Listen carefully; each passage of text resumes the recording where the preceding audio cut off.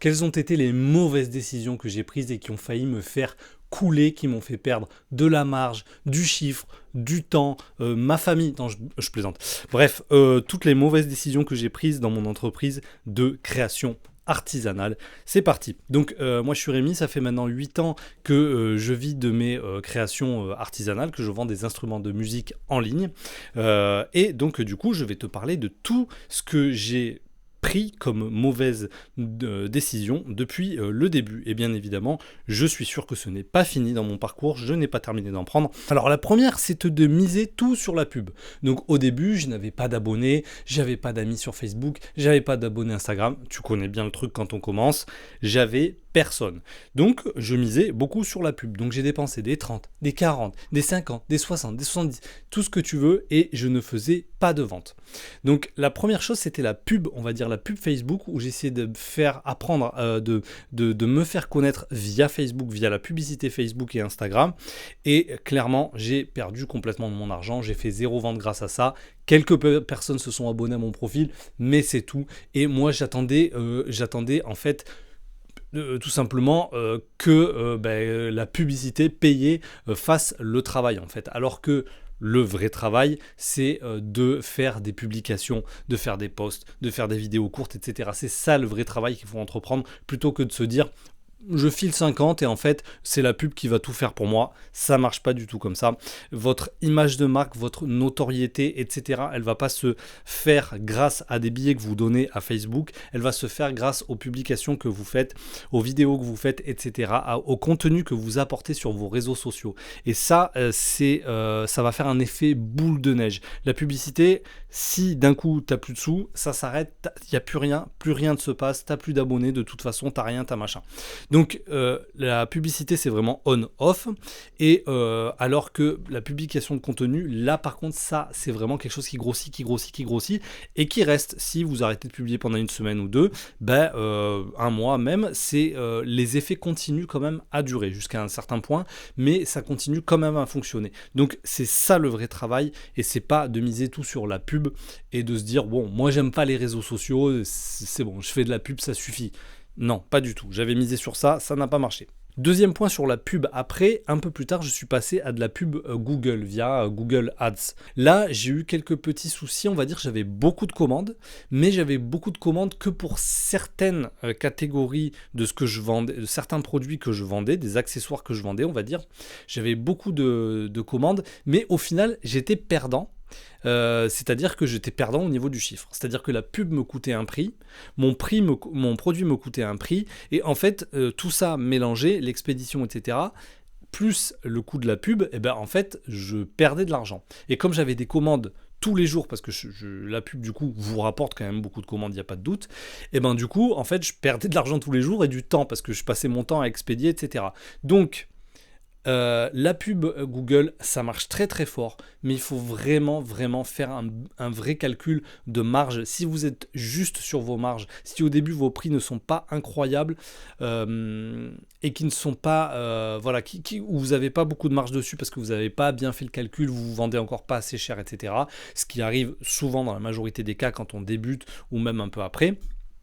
Il ne faut pas faire de pub Google parce que là, vous allez dilapider votre argent. Vous allez avoir plein de commandes, ça va être très, vous allez vous dire ah ouais c'est super, ouais, quel business, etc. Mais si c'est pour perdre de l'argent, je vous jure que ça fonctionne pas. Donc moi c'était ma première erreur.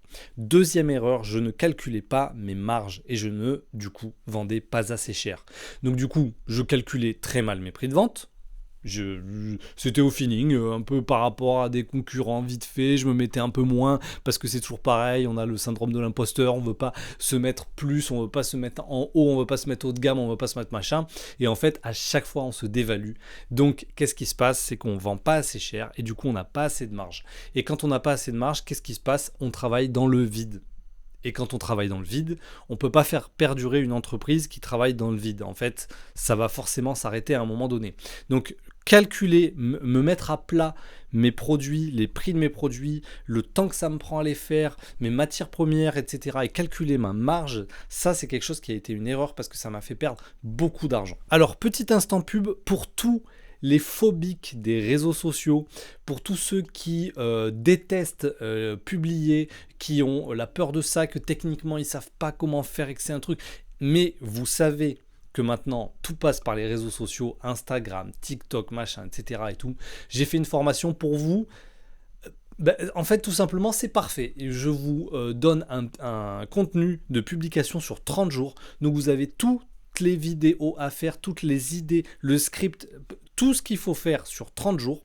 Vous n'avez pas à vous prendre la tête, vous suivez juste les idées des vidéos, vous les faites. Je vous explique aussi comment on le fait, comment on fait le montage, et je vous explique comment marchent ces réseaux sociaux. Donc je vous explique, donc je vous donne la théorie avec vraiment un calendrier sur 30 jours de publication, mais aussi la pratique, c'est-à-dire moi comment je fais pour faire des vidéos qui font plusieurs millions de vues sur les Instagram, les TikTok, etc.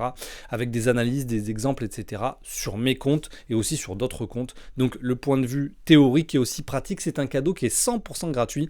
Vous cliquez dans la description. Là, je vous ai fait un package, franchement, enfin... Là, si tu galères sur les réseaux sociaux, là, tu galéreras plus avec ça. Donc, on continue. J'ai tenté différents business, plusieurs business. Par exemple, à un moment donné, je suis parti sur les tambours chamaniques parce que je pouvais avoir des bons prix avec mes fournisseurs. Ça pouvait être un très bon business. Quand je l'ai commencé, quand je l'ai fait, c'était même un très bon business. J'avais des bonnes marges, j'avais des bons trucs. J'étais en parallèle de mon business de passion d'instruments de musique de percussion africaine. Et du coup, j'avais cette opportunité d'acheter des tambours pas chers. Donc, du coup, effectivement, ça a été très rentable dans un premier temps. Mais en fait, je me suis complètement un peu défocus. Donc, j'ai refait un site internet, j'ai refait des réseaux, etc. Et je me suis défocus de mon activité principale qui, en plus, était mon activité de passion.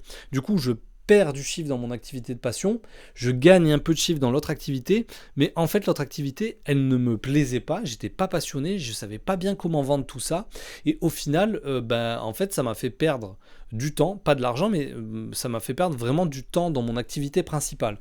Et en fait, ce défocus sur tenter d'autres business qui ne sont pas des business qu'on aime, je pense que c'est une mauvaise décision. Ensuite, j'ai tenté de faire trop de produits. Donc moi, je vends des instruments de percussion africaines. Qu'est-ce que j'ai tenté de faire? Des housses, des sangles, le cordage, les pots, les cercles, les caoutchoucs, la formation, le cil. J'ai essayé de vendre des milliards d'accessoires autour de ce que je vends. Et en fait, je me suis pris pour Amazon, je me suis pris pour une grosse entreprise, je me suis pris pour qui je ne suis pas. Et donc au final, je perdrai beaucoup en trésorerie, en marge, et en fait c'était une mauvaise décision. Certes, je faisais plus de ventes, certes sur mon site internet c'était plus gratifiant parce qu'il y avait plus de choses à vendre, mais au final je m'y retrouvais pas du tout parce que du coup je n'ai pas les facultés, je n'ai pas la force de grandes entreprises, je n'ai pas les facultés d'achat, je n'ai pas les mêmes économies d'échelle que ces grosses entreprises là, ce qui fait que moi mes prix mes prix d'achat sont moins bons, donc du coup mes marges sont moins bonnes de ce que je revends. Je jouais au grossiste en fait, alors que moi je suis un artisan. Donc au lieu de me focus sur mon travail d'artisanat, ce que j'aime faire, ce que je sais faire le mieux, je suis parti sur un délire où je vendais plein de produits, plein d'accessoires, plein de machins, et du coup non, c'est pas ça notre force. Notre force c'est justement d'avoir un artisanat de précision, de qualité, avec des bonnes matières premières, quelque chose de fait main, et c'est ça en fait notre atout. Eux, les grandes entreprises, ils n'ont pas cet atout, ils travaillent avec des trucs chinois, ils travaillent avec des trucs, c'est des procédés industriels, etc. Donc eux, ils n'ont pas cette qualité, ils n'ont pas ce haut de gamme, ce premium. Donc nous, il faut qu'on joue dans notre cours, il faut qu'on joue là justement où c'est pertinent, ou là où on peut vraiment gagner du marché, et là où en plus où ça nous plaît, quoi, de l'artisanat de haute qualité. Ensuite, une autre mauvaise décision, ça a été de tenter de faire du bas de gamme, on va dire, c'est-à-dire de faire des produits que des gens qui n'ont pas trop de sous, ou des gens qui sont pas hyper passionnés par le truc, des gens qui débutent, etc. Faire des produits que ces gens-là pourraient acheter. Donc j'ai visé une clientèle qui n'est pas ma clientèle de rêve. Ma clientèle de rêve, c'est des gens comme moi, c'est des gens passionnés, c'est des gens qui veulent le meilleur, et des gens qui veulent vraiment de l'artisanat haut de gamme. Pas des gens qui vont comparer mes produits à Amazon, à Thomann, Woodbrass pour ceux qui connaissent un peu la musique. pas ce genre de choses. C'est pas ce genre de client que je vise. Et du coup, bah voilà, en tentant de faire un peu du bas de gamme pour tout le monde, et ben en fait, je me suis planté. C'est-à-dire que j'ai avancé encore beaucoup d'argent, j'ai avancé beaucoup de travail, et j'ai même payé des gens pour faire ce travail-là. Et en fait, au final, eh ben, je mets 6 mois, même plus, 1 an des fois, à vendre un instrument comme ça. Toujours pareil, c'est parce que en fait, je ne suis pas une grosse entreprise, je n'ai pas les moyens de grosses entreprises. Donc en fait, le commun des mortels qui n'est pas très intéressé par ce genre d'instrument et qui se renseigne juste, en fait, il va pas aller dans ma boutique, il va pas me trouver sur Google. Lui, il va aller sur Amazon, sur Woodbrass, sur machin, et en fait, il va aller sur des très gros. Et donc du coup, c'est là qu'il va acheter parce que c'est eux qui ont en plus les meilleurs prix.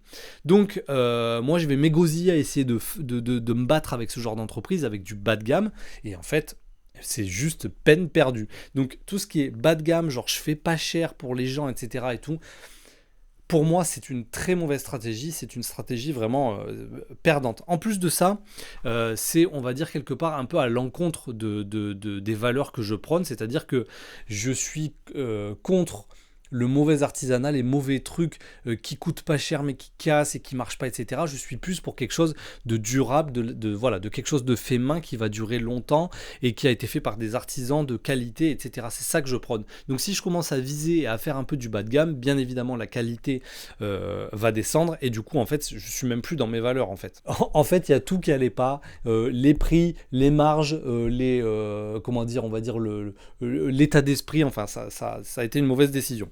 Et puis j'ai très peu vendu en plus. Oubliez aussi un truc, c'est pour ça que je filme à l'arrache comme ça, et pourtant c'est un des trucs les plus importants que j'ai fait comme mauvaise décision, c'est de me former tout seul, jusqu'à un certain point, parce que j'ai pas fait ça longtemps, mais les 2, voire 3 premières années, j'ai tout fait tout seul. Mon site internet, mes réseaux sociaux, comment faire du chiffre d'affaires, etc. Je me suis formé tout seul. Je ne voulais pas mettre 1 euro en formation. Parce que, bah voilà, j'ai pas d'argent, je débute, etc. Mais en fait, le temps s'écoule, quoi. Le problème, c'est que le temps s'écoule, t'apprends rien, donc du coup, t'avances pas. Moi, j'ai fait un site internet, mais du coup, il était à l'arrache, il était pas terrible. Du coup, je vendais pas dessus. Il était en ligne pendant... J'ai mis presque 1 an avant de faire une vente sur mon site internet, mais c'est normal, il était catastrophique mon site. Et je ne savais pas en fait comment faire fonctionner une entreprise, comment faire fonctionner des réseaux avec un site internet. Et en fait, qu'est-ce que tu veux faire quand tu es débutant? Tu peux pas non plus tout savoir. Et du coup, en fait, au final, tu galères comme pas possible et tu laisses passer le temps comme ça, des 2 ans, des 3 ans, à faire des chiffres catastrophiques. Donc après, j'ai commencé à me former et après, je n'ai jamais arrêté de prendre des formations parce qu'à chaque fois, ça me faisait passer des steps et en fait, ça me faisait gagner beaucoup de temps et j'apprenais des choses que je n'aurais jamais pu savoir si je ne m'étais pas formé. Donc ne pas me former, très mauvaise décision. Une autre vraiment erreur, et ça va être ma dernière erreur en fait que j'ai faite, et c'est toujours un peu actuel, c'est vraiment l'état d'esprit bloqué au niveau de l'argent. C'est-à-dire, moi, j'ai pas été du tout élevé dans une famille avec beaucoup d'argent et j'ai pas été du tout élevé dans une famille d'entrepreneurs. Donc, mes amis non plus. Il y a que des salariés, etc. Donc, j'étais vraiment élevé dans le mode français de base, c'est-à-dire on est gentil à 1500, 2000 euros par mois. Quand on commence à avoir 3000, 3500 euros par mois, on commence à devenir des méchants. Ça, c'était le logiciel de base inculqué. Autre logiciel, c'est quand on vide sa passion, on ne gagne pas d'argent. Deuxième logiciel. Troisième logiciel, de toute façon, je pourrais pas faire plus de 10 000 euros par mois, c'est impossible. Donc j'avais 3 facteurs totalement limitants. Et tu peux pas savoir à quel point ça bloque, ce genre de blocage, ça te bloque vraiment dans tes chiffres. C'est-à-dire que le fait de croire à ça, mais oui, tu le réalises. En fait, d'y croire, vraiment, ça se réalise. Et tu as vraiment des vraies barrières là-dessus. État d'esprit bloqué sur l'argent, des limites, des paliers où je me disais je peux pas faire plus, c'est pas possible, etc. Effectivement, si tu te bloques, si tu penses ça, si tu as ça qui est inculqué dans ton cerveau, ne t'inquiète pas, tu vas effectivement les réaliser, tu vas galérer, tu vas bloquer, tu vas pas y arriver. Donc il faut vraiment se débloquer tout ça.